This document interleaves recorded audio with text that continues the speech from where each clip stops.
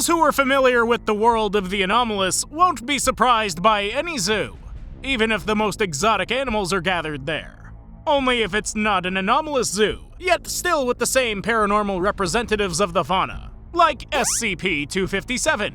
This anomaly is in the UK. Even before its discovery, the zoo had been abandoned for a while.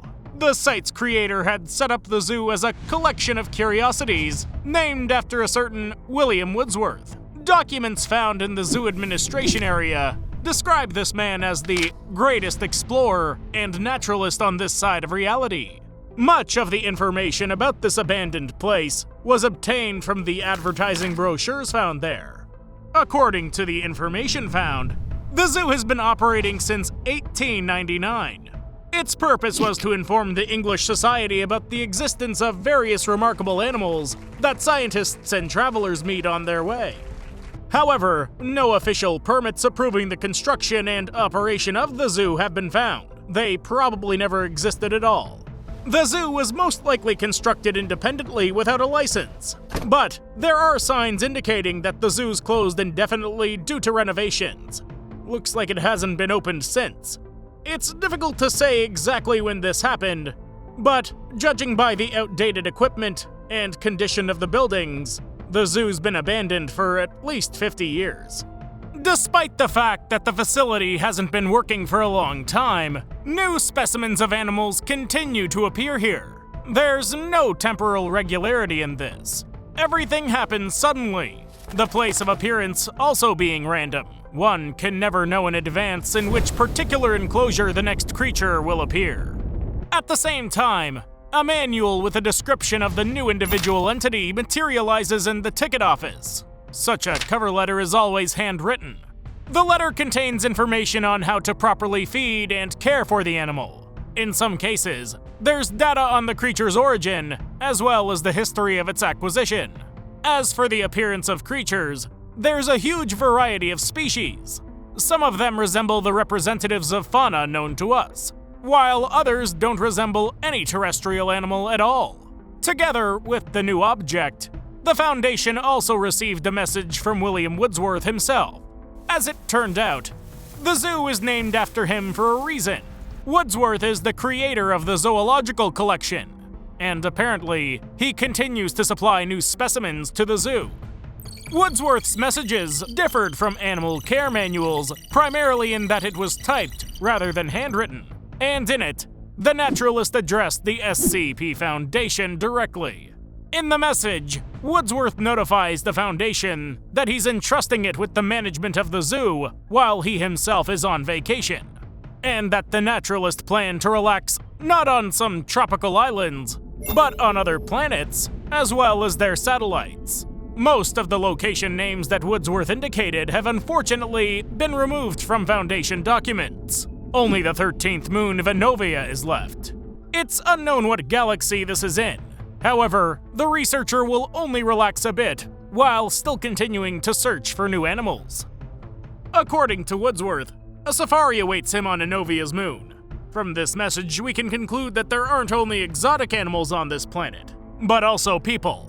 The naturalist mentioned indigenous people helping him set traps to catch new specimens. Granted, it isn't exactly a fact that these are really people. These may be humanoids or other intelligent life forms that have their own civilization. This is all interesting, of course, but the video would be incomplete if I didn't tell you exactly what kind of animals arrive at the zoo. So, let's start going over them. On January 3rd of some secret year, 5 miniature elephants were added to the zoo. Each of them barely exceeds even 3 feet, or 90 centimeters in height. Even ordinary newborn baby elephants are taller by about 4 inches or 10 centimeters. But these individuals are adults. The guide to these creatures states that Woodsworth discovered them during a trip to the Mediterranean. Only I highly doubt that this is the Mediterranean Sea on Earth. After all, it's likely that the same name of the place can be found on another planet. Foundation staff are studying the genetic connection of the anomalous elephants with the African ones. But, as for me, this connection is obvious even without research. On January 6th, also of some secret year, Woodsworth sent an even more unusual creature that doesn't look anything like any earthly creature. It was an invertebrate with 10 legs. The dimensions of the specimen are also impressive. If it could be classified as a separate object from the zoo, it would certainly receive the status of Keter, because a poisonous neurotoxin constantly oozes from its skin. This compound is most likely deadly to humans, but this isn't exactly specified. A similar feature makes the creature related to dart frogs, frogs with poisonous skin. In the description sent by Woodsworth, it's noted that this is a very temperamental animal. Additionally, it's able to capture certain chemicals that the animal perceives as a threat to its territory. On May 13th, the year again unknown, the zoo's collection was replenished with a whole flock of dangerous predators. This consisted of 300 very small piranhas. In addition to their size, they also differ from their terrestrial relatives in their ability to grow. Bioluminescence in these fish is achieved through symbiosis with certain types of bacteria. According to the description, the fish were purchased in the Para-Amazon. It's easy to guess from the name that we're most likely talking about the anomalous twin of the Amazon, located in some parallel dimension. On the 20th of July in some secret year, the zoo was further enriched by one instance of Brontothere. This is an ordinary terrestrial animal, but there's one caveat here. It went extinct 30 million years ago. Woodsworth warned not to make eye contact with these two-horned rhinos, even if they are very beautiful. And if you look at it, death is inevitable. All the animals described entered the collection at the end of the 20th century. Next, I'll talk about the novelties of the 21st century. 1 year during our century, on September 15th, something terrible and indescribable arrived at the collection of Curiosities. This animal was even assigned a separate SCP number. Some researchers, after such a surprise, wanted to raise the entire zoo to the status of Keter, but this request was denied. On January 5th of an unspecified year, the Foundation staff were stunned that Woodsworth sent a normal Javan rhinoceros calf without any anomalies. Very strange. Apparently, he did this due to the fact that this species is actually going extinct on Earth, which means that at least one copy must be kept in his collection. Granted, the Foundation planned to transfer it to a regular zoo after Biosite 29. Woodsworth's next gift was a giant leather doll, inside of which was a huge, human-sized insect. Since further hatching carried the threat of reproduction and an invasion of giant insects, the creature was euthanized and embalmed. Another creature died by itself. This was a heavy animal with an armor covering similar to a crab shell, and there was bright yellow vegetation spread all over the top of the shell. Woodsworth warned that the creature needed enhanced gravity apparently. Due to the absence of this, the animal died. Extinct dinosaurs were also included. There was a young Kentrosaurus, whose meat, according to the naturalist, is very tasty, but can also attract danger. The Kentrosaurus didn't make it to today. The naturalist is more indifferent to the meat of extinct moa birds, but he appreciated the taste of their eggs, and sent one of them to the zoo.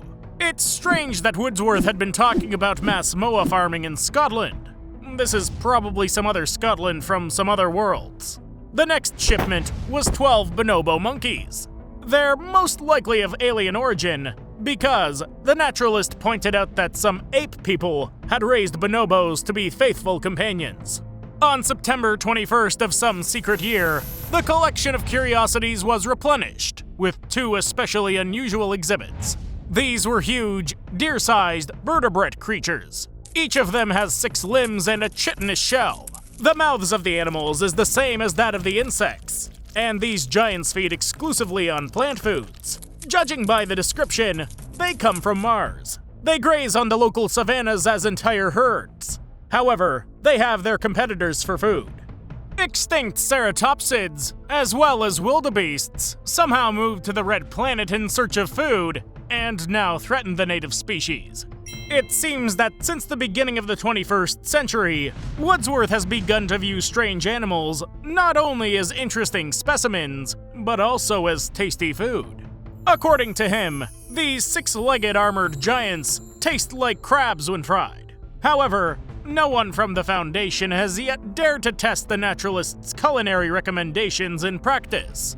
The latest addition to the collection was a flock of 12 birds. Their species identity is unknown, but they look like cranes with giant wings and impressive cognitive abilities. They can imitate human speech and music. Most of the instances received were transferred to Biosite-29, except for those that died or were classified as separate SCP objects. Since the zoo itself cannot be transported, Site-93 was built around it. Only employees with at least a level 2 security clearance are allowed inside. Video cameras are installed in each enclosure, since a new specimen could appear at any given second, and no one knows what to expect from the novelty, so you always need to be on high alert. It's not clear how long supplies from Woodsworth will last. However, it's already clear that the Foundation's Anomalous Zoo, thanks to this naturalist, can be considered one of the best. What animals do you think might appear next in SCP-257? Don't set any limit to your imagination. Write your craziest ideas. Because in the world of the anomalous, one can surely think up anything.